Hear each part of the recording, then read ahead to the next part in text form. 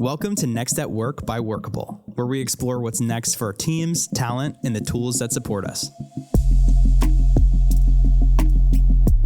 Each episode, we sit down with leaders shaping the future of work, from CEOs and CHROs to innovators and everyday change makers, to talk about the ideas, trends, challenges, and breakthroughs redefining how we work. I'm your host, Brendan Jeannetti. Let's talk what's next at work. Recruiting, hiring, and applying for jobs are changing faster than ever, and few people have had a front row seat to that evolution quite like Evlyn Fahey. With nearly 2 decades in talent acquisition, Evlyn has led recruiting efforts at some of the world's most influential organizations, including AutoDesk, IBM, and InterSystems. Today, she serves as Director of Recruiting at AutoDesk, where she leads global teams hiring across sales, marketing, engineering, and corporate functions in a rapidly transforming industry. In this episode, we get into the reality shaping the hiring market right now. We talk about what recruiters are truly up against, what candidates are feeling on the other side of the process, and how expectations around AI, pay transparency, and flexible work continue to evolve post-COVID. Evlyn brings a grounded, honest perspective shaped by years of leading global teams, navigating new hiring models, and staying deeply connected to both business stakeholders and her candidates. This conversation is about what is changing, what's staying human, and what both recruiters and job seekers need to understand to succeed in today's talent landscape. We are joined with Evlyn Fahey. Thank you for joining me. Thank you for having me. Yeah, of course. I mean, we first connected, I think, at the Talent Collective panel that you sat on. That was super fun for me because obviously I wasn't necessarily an attendee, but I still feel like I learned a lot. How was that experience for you? It was so nice to, be with the 2 other panelists. I learned a lot from what they said. I guess it also helped reinforce that a lot of what I'm experiencing in my role, people want to hear about. So yeah, I felt like it was a great event. I wanted to do more of them. My experience with corporate events is I feel like a lot of people go because they have to check a box with their office. Yes. Everyone there genuinely wanted to be there, and they genuinely came in with something they wanted to leave with. And I feel like they all did leave with something. Yeah, I agree. Obviously, so excited to chat with you, but mostly because a lot of your answers was like, oh, she is a pro. I've got so much to ask her. Yeah. But before we get into it, I start every episode of the Next at Work podcast with this question. What was your first ever job that you've ever had? Yeah, I've thought about this. So I've always been pretty entrepreneurial. I was babysitting at the age of 9. That's okay. Child myself, taking care of children. But I guess what that kind of taught me was if you have money, you can get things that you want. Yeah. And then in high school, I did I did service work or customer service work in terms of I sold high-end shoes. And I also worked at a bakery, and that's kind of where I learned about customer service, and I would consider my role in corporate recruiting, I am in a service role for my organization. So I recognize that, people like great customer service, and there's a way to set yourself apart by doing that, with excellence. Definitely. Yeah. Actually, bringing it back to the Talent Collective, I just came back from their conference, and one of the big things that came out of that for me was that recruiting is sales in a way, and it's also customer service in a way, and it's kind of everything actually. But yeah, I think your experience in customer service probably directly helps you in recruiting. In modeling that for my team, because I'm not so much recruiting anymore, but I think it's just everybody knows what good customer service feels like. And moreover, we know what bad customer service feels like. And it's such a turnoff. So it's let's do that well so we can also do the other things well. It's kind of the door, helps the door open. Yeah, that was a good stat too that I read recently, that psychologically you remember bad moments way more than you remember the good ones. Right. So unfortunately, if you asked me to recall, good customer service memories, I might be able to recall 1 or 2. If you asked me to recall the bad ones, I got a list. It's Yelp is the reviews are either very positive or very negative, but probably more on the negative side. Yeah, exactly. Yeah. But obviously that brings us to today, where you're the Director of Recruiting at AutoDesk. Yep. Can you tell me a little bit more about what AutoDesk is and what your role entails? Sure. Yeah, so AutoDesk is a software company. We are roughly 16,000 people, very global software company. We're headquartered in San Francisco. And we make software for the design and make space, which I didn't really know what that was before I started working for Autodesk. But people will be familiar with our first product, AutoCAD, which is computer-aided design. It's used by the architecture industry. We have solutions for manufacturing, which is like, for example, 3D printing. Wow. And then media and entertainment, which is computer graphics. And then construction solutions, which is project managing large construction projects. So my role is leading a global team that hires for corporate functions, so human resources, finance, and legal. And then I also lead tech recruiting for our construction division. And a lot of my role is working with business leaders to understand their staffing needs and then figuring out where we're going to recruit, how we're going to do it, and then getting my team to execute on that. Yeah. Yeah. Wow, that's very impressive. It also seems like you have your toes in a lot of different types of roles that you need to hire for. And that, like, along with your experience, I saw that you worked at IBM and InterSystems, just all that experience together really kind of made me want to ask you questions, not just through the lens of recruiters, but also through the lens of candidates, because something I'm hearing right now is hiring is changing at a rate in which it's never changed before. How? Like, what is the biggest challenge right now or change that's happening in the hiring landscape? Yeah. I mean, I think, there's a lot of buzz about AI, of course. But I would say that the other thing that's happened, which is a cycle, is that, we've flipped from a candidate market in 2020, 2021 to now very much an employer market, meaning the employer has the upper hand. We are flushed with candidates in most circumstances, not all, but in most circumstances, we have more choice than we can hire.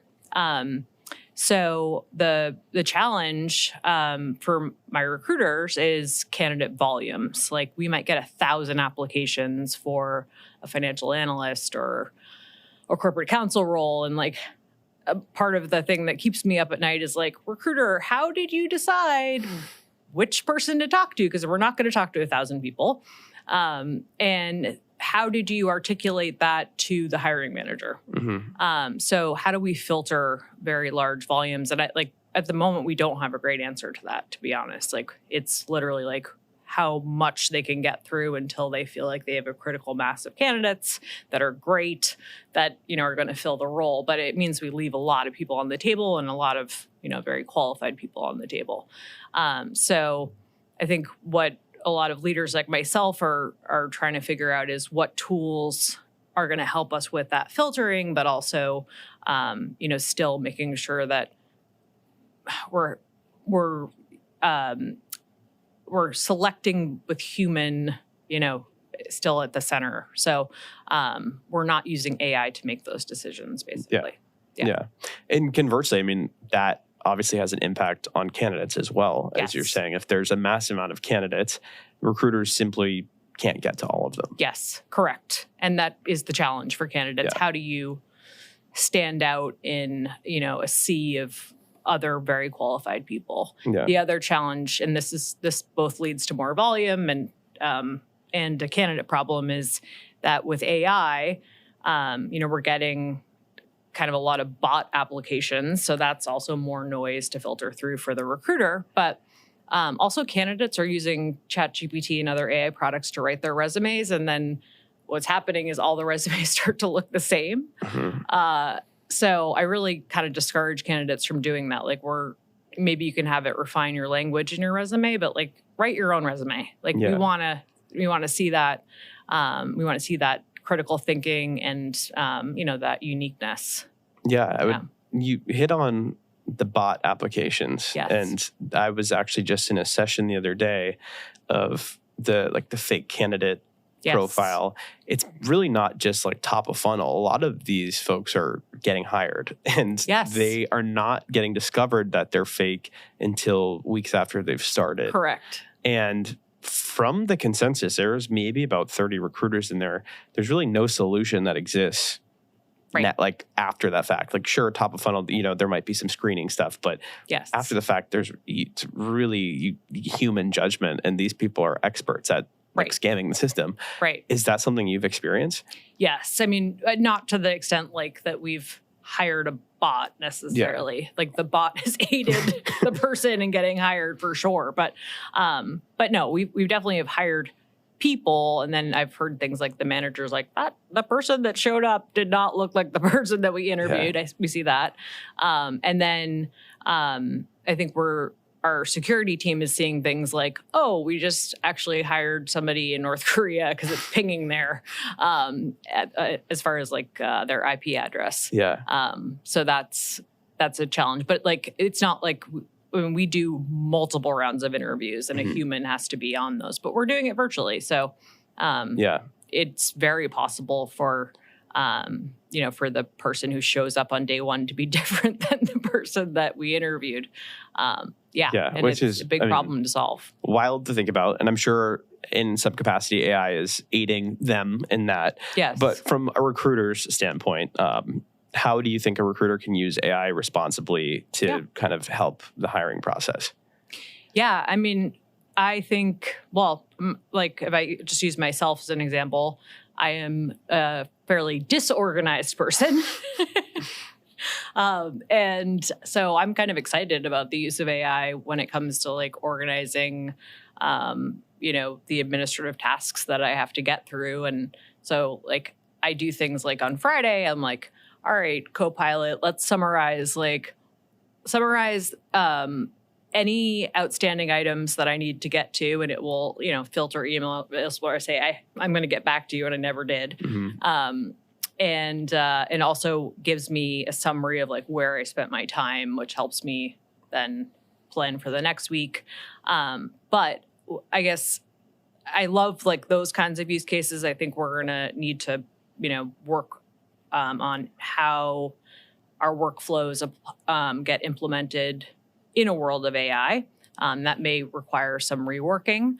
But I think it also is like just true that the best recruiters that, existed 10 years ago before, this AI buzz were the ones that were really excellent at human type things like connecting with other humans and influencing and consulting. So I really think that recruiters need to focus on like the aspects of, use AI for your administration and things that it's good at, like getting through very large sets of data, but focus on honing your human elements and allowing, if AI is doing your administrative tasks, you have more time to do the human parts of the job. And one thing I will say is that we all know recruiters that, aren't really very strong at those human elements. I call them processors. Mm-hmm. But those are the recruiters that they just look at the applications, they pull out a few, they put them in front of the hiring manager. The hiring manager makes the decision about who the recruiter needs to screen. And then, they follow that process out and they make an offer, but like they have no opinion about their candidates. They aren't really advising the hiring manager. The hiring manager is calling all the shots. And I think those people are going to be absolutely extinct in the world that we're moving into as far as recruiting goes. And do you think that's for the better or for the worse? I think that's for the better. Yeah. Yes. It seems like that actually might kind of be a good thing. Yeah. I know. I mean, I started in a recruiting agency, and so I have a pretty strong point of view on this, in that I had to place people, and they had, the commission that I was getting, it's a saleable experience. Mm-hmm. And I just think that teaches you like how to do this recruiting really well. And a lot of it is having an opinion about the candidates, and also having some intuition about like, okay, this candidate's going to work really well on this particular team with this hiring manager, or here's a number of candidates that you think would work well in that. And so it's like there's some recruiting intuition that is going into that. Yeah. Yeah. Next at Work is brought to you by Workable, the all-in-one hiring platform that empowers companies of all sizes to attract, evaluate, and hire top talent effortlessly. Trusted by over 30,000 companies worldwide, Workable has facilitated over 1.5 million hires, streamlining recruitment with powerful automation and AI-driven insights. Hire smarter, faster, and with confidence. Learn more at workable.com. You had mentioned a little bit earlier about how a lot of candidates now are using ChatGPT. Yes. And sometimes some of the resumes are looking pretty darn similar. Yes. How can a candidate responsibly use AI for the resume? I mean, do you recommend they even do such a thing? Yeah, I would not. I would, if you want it to like, scan your grammar and your spelling, absolutely, that's a good thing to do. But you need to have an authentic voice in your resume. And I think, at Autodesk, we have a statement on our career site that says, like, we embrace the use of AI. You just have to disclose it if you're using it in the interview. We do see people showing up with, an agent who's feeding them answers to the questions, which is totally not okay. And we would,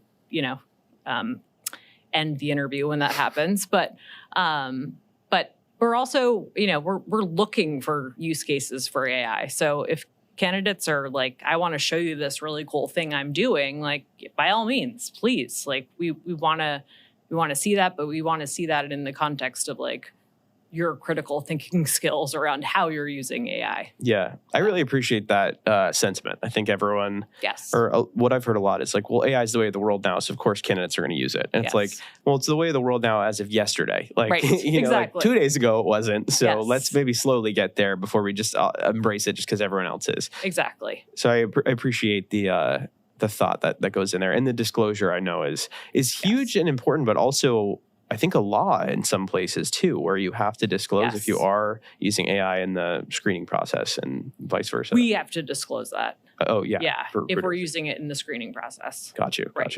I don't know. I don't think we're at a place yet where candidates have to necessarily disclose it. Yeah. We require that they disclose it. We'll use it as a way to reject you if you're using it in a way where it's giving you answers to interview questions. Yeah. Yeah. So beyond the use of AI for candidates, what other advice do you have for them to actually stick out in today's hiring landscape? Yeah. I think, like, if you think about the fact that we might get 1,000 applications to a job, and part of that is that we're very remote first. So that leads to a lot of more applications. So if you have connections that are, related to the company that you're applying, like, absolutely use those to try to get the resume pulled out of the herd. I do get a fair amount of messages even from candidates that are, aggressively trying to get pulled out of the pile. And I respect that. So I think that's a good practice. And then I think, as I said, writing your own resume is really important. And then, being very prepared for your interview. Yeah. Great point. Because I was recently in the job market not too long ago. And, you get told so many conflicting things. And a lot of jobs will post their hiring manager and they'll have their hiring manager's info. Yeah. How do you feel about a cold outreach to the hiring manager? Love it. You do? Yeah. This is like what we learned in recruiting agency. Like, go to the decision maker. Absolutely. So, yeah, like, that's not unethical. That's smart. Okay. And what is that communication, like, what should that communication look like? It should be short because nobody has time to, read a really long thing. But, I would go as far as, if I had their phone number, I would call them. But I would say what the communication should look like is, this is a reason why you should consider me, and make that really quick, but also, something that somebody wants to act on. Like, you could even say, like, I noticed this pain point. This is something that I've looked at solving. Like, give them a solution, give them something that they want to, grasp. Yeah. Yeah. Yeah. To reiterate too, maybe not throw something in a ChatGPT and then send that to the recruiter. Exactly. Yes. Like, personal messaging is always gonna absolutely trump robotic text. Totally. In regards to today's job market, you had mentioned that you also get a lot of applications, not just because Autodesk is a Yep. well-known company, but because it is remote, and that is high in demand. Yep. We're 6 years removed from the onset of COVID. Yes. How have you seen the demand for remote work change, or has it changed? Yeah. So I think we've seen a little bit of a swing back to office-based work, not necessarily at Autodesk. We have very much embraced remote first. And that's a huge differentiator, frankly, for us with very select talent like AI, ML that we're, trying to get. But on the other hand, we just get huge volumes for roles where there's plenty of candidates to consider. Personally, I have a feeling, we'll have more of a swing back to office-based. I think there's some rigor to going into the office. I mean, I'm not going into an office, but I recently just decided, I'm like, I got a lot of like nice clothes in my closet and I am not wearing them. And, I sort of like have higher standards for myself when I do wear nice clothes and actually, get prepared for work. And I used to do that 5 days a week. Mm-hmm. So I think there's something to going into an office. I also think that human connection, like you're honing human skills when you go to an office and you're conversing with other humans. And yeah, I think that's super important and something that's a little bit lost if it's all Zooms. Definitely. There's no accidents too with Zooms. Like you don't just bump into somebody and like that could change your life. Like it's like, no, that doesn't happen on Zoom. You don't just have that. Yeah, I always think of myself as like a good case study because my first job out of college was fully remote. And then my second job, full-time job, was not. Yeah. And so I learned, the tricks of the trade fully remote. And then I thought I knew how to work in corporate America at an office. Yeah. It's so different, night and day. So different. And now, I sit next to my boss. So the amount of conversations I have with my boss now versus what I would have had if we were fully remote is like, totally. There were some days I didn't even speak to my boss when I had a fully remote job. And there's like an osmosis that you're getting like just from being in that environment. I mean, even when I started in recruiting agency, it was like, I could hear somebody else doing their pitch. And I'm like, I'm going to take that little bit and use it in my pitch. And again, that doesn't happen if you're totally remote. Yeah. As we're talking about like the changing dynamics of candidate demands, I guess I don't know if it's necessarily recruiter demand or company demands, but how do you see a degree in today's modern day? Does it still hold the same weight? No, it does not. So I think, certainly Autodesk does not require a college degree to work. I will say, like, if you have a college degree, that probably, benefits you. Like I have a college degree and there's some rigor to getting one and that can be great.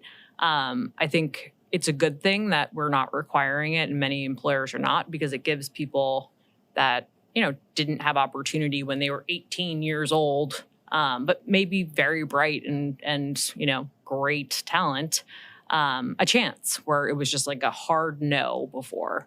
You don't have a bachelor's degree, we're not going to even talk to you. Mm-hmm. So I like that a lot. Like I like that pivot. I do think we're seeing, a lot of change in educational institutions, and that it's more important now to be more specific. Like I majored in psychology, a Bachelor of Arts. I fell into recruiting, but like it's not really totally aligned. Mm-hmm. And I don't know if like I have 2 daughters. I don't know if they were like, I want to major in art history. I'd be like, let's have you be a plumber.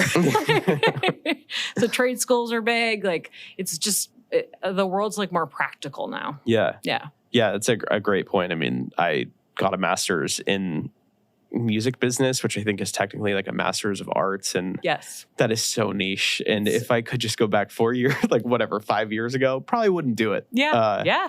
And I'm happy I learned from the mistake, but that's like when people ask me for advice, I always say, you don't need one. Right. And if you're going to get one, let's make it maybe a little bit more practical. Yes. Well, and then the other thing is like, you might be saddled with $150,000 of debt, mm-hmm. That you're never going to make up because the job that you can get doesn't pay that well. So, that's also a thing that I think is drastically changing. Yeah. Yeah. And in order to pay that debt, you Yes. need to know what your salary is, which Yes. brings me to my You next do. topic. Yeah. Pay transparency is huge here in Massachusetts. It's actually a brand new law that I think it's for companies over 25 full-time employees in Massachusetts. They need to disclose accurate pay range for the job descriptions. Yep.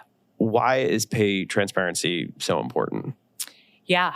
It's so funny that it's like a big thing in Massachusetts because I feel like I've been dealing with it for like it's so in the rearview mirror for me. Yeah. Partly because I've worked for just very global employers, and it's not like we have we don't treat different states differently. Like you have to just kind of go with a blanket approach. California being the state that leads the way when it comes to these things. So. No, I think pay transparency is a good thing. I think it allows, even for me to be like, oh, if I want to apply to a director of recruiting job, but the employer is really small and I see that the salary is $100,000, I'm like, oh, that's not in the same echelon that I am looking for. So it's kind of like saves me time. It saves them time because they don't have to deal with me as an applicant. So I think that's great. And then I think, marginalized communities like women and people of color who've been historically underpaid, now have a chance to have a little bit more leverage at the negotiating table to see, they can see what the realistic range for the job is. And so I think that's why it's important. Yeah. So I posted a survey on this while I was writing an article about it. Okay. And it was anonymous. And it was like, I dumbed it down. I was like, is pay transparency, is this law a good thing or a bad thing? Yeah. And like literally 98% of people were like, this is a good thing. The 2% that said it was a bad thing happened to be chief people officers. Okay. So I'm curious. I know you don't necessarily feel this way, but why would this law maybe not be appealing to an executive in the space? No, it requires a little more work because the kind of thing that happens, right, is like, oh, you're looking for a financial analyst and you've posted this range, but the financial analysts that work in your company now are like, wait, I'm not making that. So now, and I mean, that happens. Like, so now the chief people officer has to, think about how are we bringing people up in their salaries to market rates. That's really important.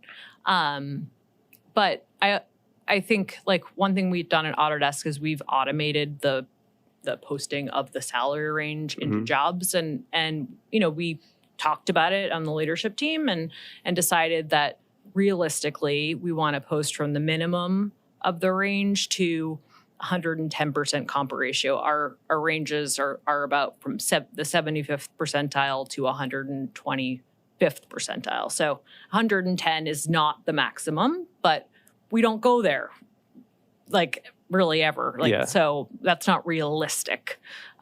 So yeah, that's been a way to just make that automation a little bit easier. And then I guess another reason a chief people officer or an organization might find pay transparency more difficult is the recruiter now has to have like more complex negotiations and savvy recruiters don't have any problem with this, but like you may have the range and the candidate's going, I'm at the max that there. And it's like, no, actually, like the way that you showed up in interviews, like you're more in the learner part of the range. And, that's a hard fact. And so this is what we're actually thinking about offering you. And so good recruiters can have that conversation very easily, but it does require recruiters that can have those conversations, which again, like the processing recruiters are probably not going to be as savvy with. Yeah.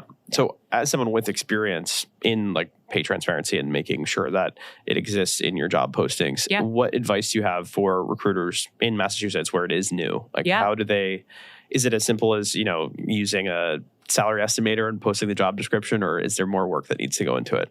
No, I mean, I think, an organization needs to think about what are our salary ranges, which certainly at Autodesk we have for, every job level and every skill set, and what is realistic to pay. And then, as I said, recruiters need to think about how they're going to have those conversations with candidates because, the conversation used to be like, candidate, what are your salary expectations? And the candidate kind of has no idea what you're going to pay, right?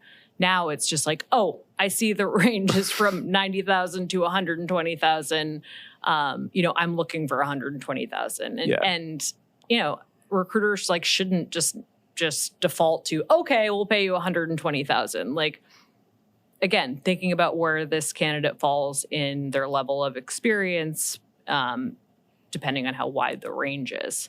So are they in the learning zone? Are they in the proficient zone? Are they in the expert zone of the range? And then tailoring that appropriately, and also consulting with the hiring manager about where they think they fall and what the hiring manager is willing to pay. It's very important. Yeah, that's a great point, especially from the lens of like a smaller business who might feel like kind of trapped now that they have to post it, that they have the latter end of that salary range out there that of course they're probably going to get asked for it, but ultimately they have the upper hand at the end of the day. They don't need to adhere to it. It's ultimately what they think the candidate is best fit for. Yep, absolutely. Yeah.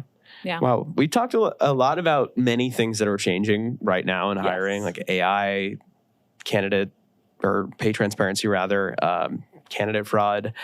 I guess what advice you have for a recruiter and what skills they need to adapt as all of this is kind of taking place at the same time? Yeah. So I think we all need to be, experimenting with AI in terms of what administrative tasks and like data analysis tasks can it do for you, and part of that is like learning from other people and asking other people how they're using it. We do that within our organization as well, like just highlighting innovative use cases that people are coming up with. But then I think, the flip side of that is like, where is the recruiter going to spend their time now that some of their administrative tasks and those responsibilities are being done by AI. And my recommendation is human things. So, hone your skills to be consultative, go to conferences, do trainings, talk to other recruiters about how they're approaching the market. But again, like really focusing on those human skills. Yeah. Yeah. Well, this has been fantastic. Thank you so much for all your insight. It was super insightful for recruiters and also candidates alike. Before we wrap, though, I do end every episode with this question. Obviously, we just spoke about work, your career, advice. Beyond that, like, we're all busy people. What is a goal that you hope to accomplish within a year or so in your personal life, completely unrelated to work? Yeah, it's a good question. It's kind of like 2026 is a weird year for me. I just feel like this year, like I don't know, like I feel more creative. And I feel this need. I'm kind of like a very practical person. A lot of how I communicate is like just verbally or, writing things down, but very practically. I sort of feel this like need to like communicate in a different like mode. So I bought a piano during COVID, like 5 years ago, and I have not learned how to play it. So I want to take lessons. And I guess the goal, which is kind of a funny goal, would be to play Taylor Swift's Cardigan song from Folklore within the year. Amazing. Yeah. I couldn't have written a better goal. That is perfect. Yes. Well, I'm going to let you go get started on that. Great. Thank you so much for joining me. I appreciate it. Of course. Thanks for having me. The way we work is always evolving, and we're here to share real-time insights from the people shaping what's next. For more conversations like this, plus articles and ideas, follow the Next at Work newsletter on LinkedIn. And if you're ready to make your hiring and HR more efficient, head to workable.com to request a demo or start a free trial. Thanks for listening, and we'll see you next time.